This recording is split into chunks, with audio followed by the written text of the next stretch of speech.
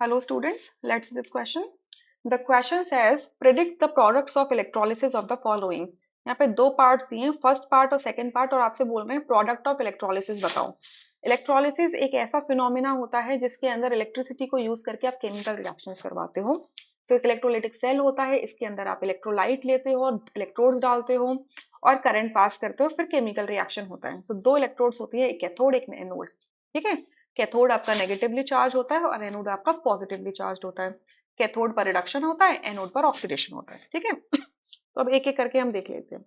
Aqua solution of CuSO4 ले रहे हो, CuSO4 का हमने एक्वा सोल्यूशन लिया है, मतलब पानी के अंदर इसको घोला हुआ है।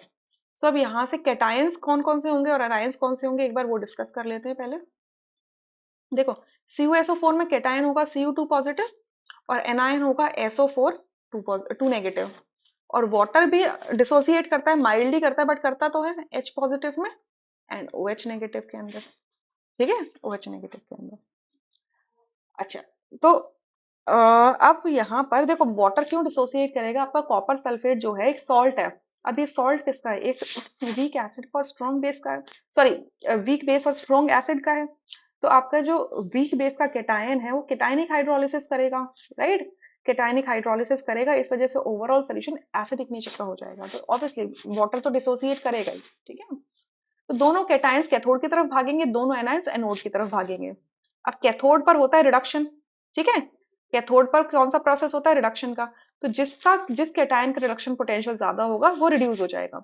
सो कॉपर का रिडक्शन पोटेंशियल ज्यादा होता है हाइड्रोजन से। हमें पता है कि क्यूप्रिक का 0.34 होता है। अगर ये प्रोसेस में जाता है, 2 इलेक्ट्रॉन गेन करता है और अपना कॉपर मेटल में कन्वर्ट हो जाता है, तो ये इसका जो इलेक्ट्रोड रिडक्शन पोटेंशियल वैल्यू है वो 0.34 वोल्ट है।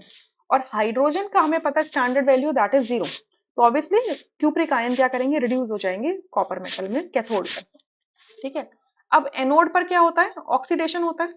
ठीक है, ऑक्सीडेशन का मतलब क्या हो गया कि जो भी आपका एक एटम है उसकी ऑक्सीडेशन स्टेट क्या होनी चाहिए, इंक्रीज होनी चाहिए। अब आप सल्फर को देखो, सल्फर को जरा ध्यान से देखना, सल्फर की जो ऑक्सीडेशन स्टेट है वो +6 दे रखी है। It is the maximum oxidation state of the sulphur. अब ये फर्दर इंक्रीज नहीं हो सकती है, यानी कि सल्फेट ऑक्सीडाइज नहीं हो सकता, सिर्फ बचा क्या, हाइड्रोक्साइड। ये हाइड्रोक्साइड क्या होगा, रिड्यूस हो, ऑक्सीडाइज हो जाएगा। सो 4 हाइड्रोक्साइड्स क्या होंगे, ऑक्सीडाइज होंगे, जिसमें 4 इलेक्ट्रॉन्स रिलीज करेंगे, 2 मोल ऑफ वाटर बनाएंगे, 2 मॉलिक्यूल ऑफ वाटर बनाएंगे एंड 1 मॉलिक्यूल ऑक्सीजन का रिलीज होगा।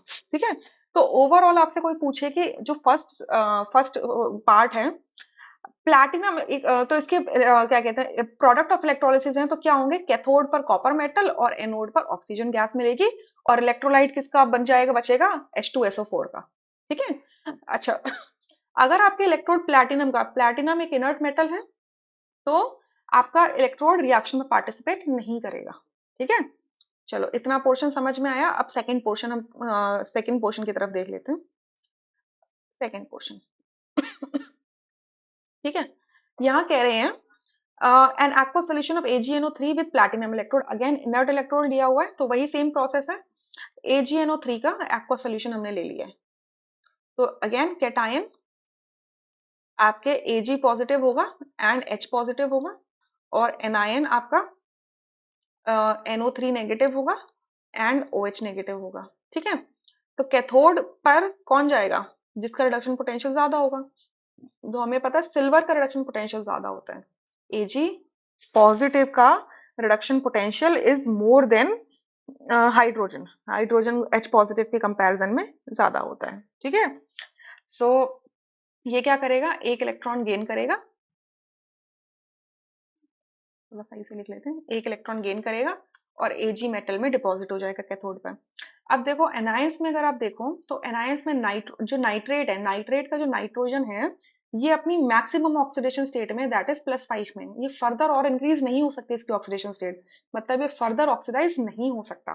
ठीक है, यानी कि सिर्फ हाइड्रोक्साइड ही जाएगा जो ऑक्सीडाइज होगा, क्योंकि ऑक्सीजन इसमें किसमें अभी -2 ऑक्सीडेशन स्टेट में, इंक्रीज हो सकती है ऑक्सीडेशन स्टेट। ठीक है, सो एनोड पर जो ऑक्सीडाइज होगा वो हाइड्रोक्साइड होगा। तो 4 हाइड्रोक्साइड्स 4 इलेक्ट्रॉन्स रिलीज करेंगे, 2 मॉलिक्यूल वाटर के, अगर मैंने 4 अगर मैंने पार्टिकल लिए हाइड्रोक्साइड के, तो ठीक है, और 1 मॉलिक्यूल ऑक्सीजन का। तो इस बार इलेक्ट्रोलिसिस के प्रोडक्ट क्या है, कैथोड पर सिल्वर और एनोड पर ऑक्सीजन, और आपका जो इलेक्ट्रोलाइट बचेगा वो किसका होगा, HNO3 का होगा, नाइट्रिक एसिड का होगा। I hope you understood this question really very well, thank you.